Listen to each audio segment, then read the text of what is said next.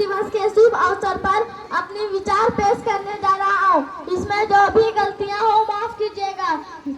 आजादी का असली मतलब वही समझ सकता है जिसने कभी गुलामी की होगी। हम लोग सौभाग्यशाली हैं कि हम लोग स्वतंत्र भारत में जन्म लिए हैं। वैसे तो आजादी की लड़ाई 1857 में शुरू हो चुकी थी, लेकिन 15 अगस्त 1947 ईस्वी को हमारा देश पूर्ण रूप से आजाद हो गया था।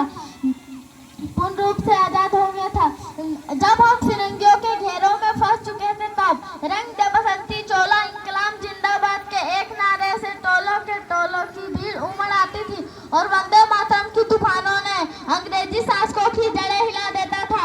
और आजादी की लड़ाई में घर की हालत यूं हुआ करती थी, प्यार भी भरपूर गया, मांग का सिंदूर गया, नन्हे नन्हे ननियालों की लंगोटियां चली गई, छोटी छोटी बेटियों की चोटियां चली गई, बाप की कमाई गई, भाई की पढ़ाई गई।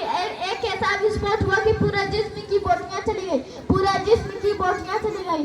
आपके लिए तो एक आदमी मरा है साहब, मेरे घर की तो रोटियां चली गई, मेरे घर की तो रोटियां चली गई।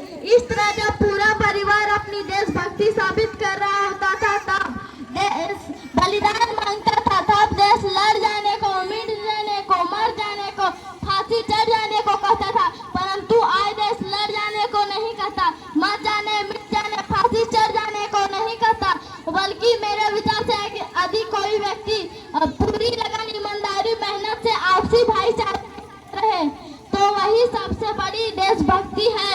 इसलिए कहा गया है, जो भरा नहीं रस भावों से, बसता जिसमें भार नहीं, जो भरा